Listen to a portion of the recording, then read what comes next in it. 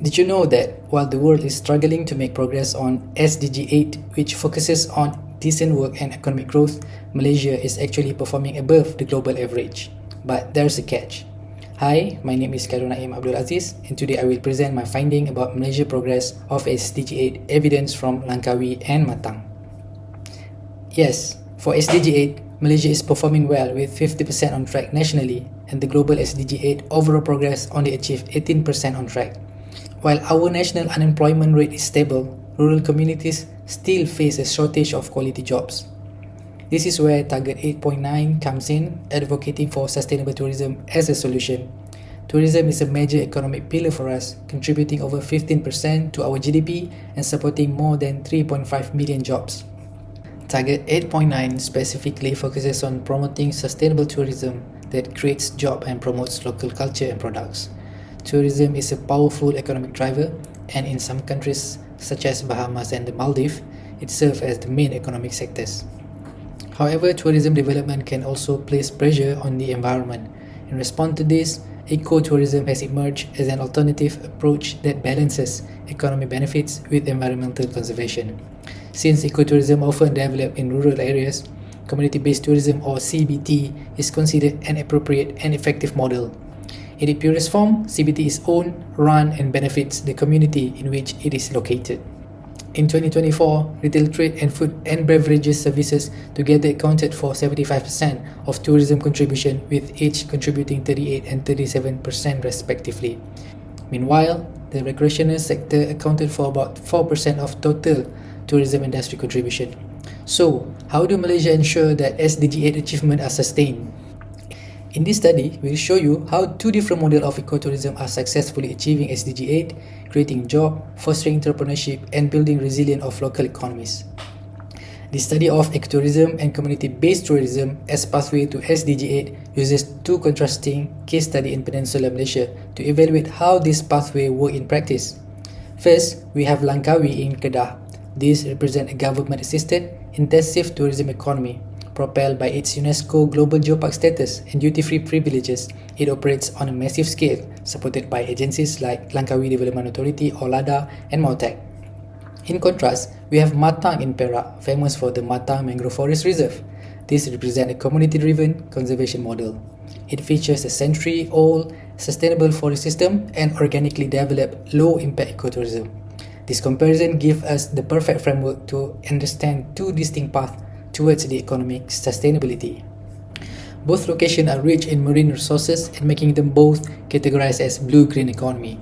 However, visitor numbers differ significantly. For some perspective, visitor numbers at Kilim Geoforest Park in Langkawi are more than 10 times higher than those recorded in Matang Mangrove Eco Education Centre MEEC.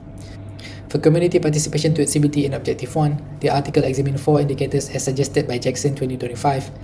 First, tourism programs. Second, revenue distribution. Then, employment and unemployment. And fourth is the resource conservation. Our analysis revealed an interesting story. In both sides, community participation creates real economic benefits, but in structurally different ways. In Langkawi, the scale is immense. Tourism activities are highly diverse, from geoforest tours to gastronomic experiences. In Matang, tourism is smaller in scale, consisting of activities like mangrove tour, charcoal kiln visits, bird watching, and firefly cruises.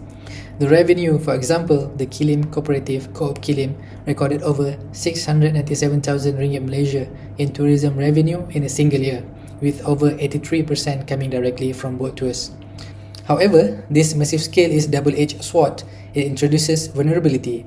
During the COVID-19 pandemic, Langkawi local unemployment spiked to 7.3% because of its high market dependency. Matang tells us a different story, but crucially, these activities complement existing livelihood like fisheries and forestry.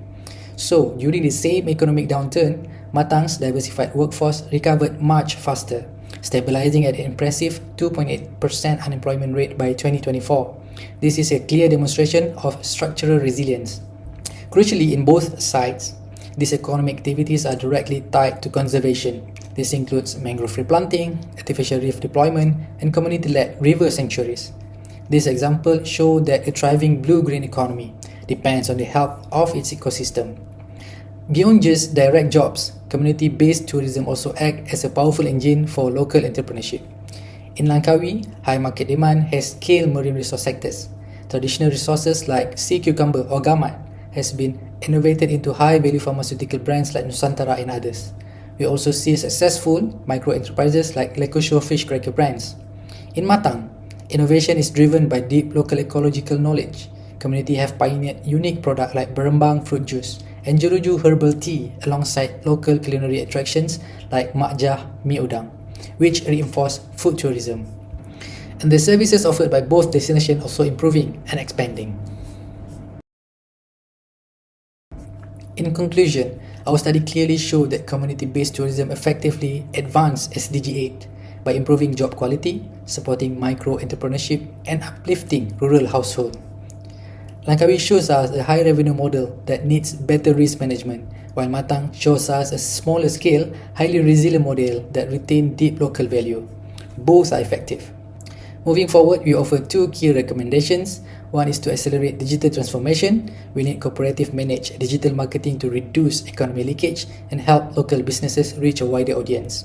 And second is to prioritize targeted financing, which the policies should focus on small grants and community financing to strengthen local supply chain and insulate small enterprises from external shock. Due to that, let's work together to ensure that our tourism frameworks continue to protect our unique local ecosystem while empowering our local community. Thank you very much.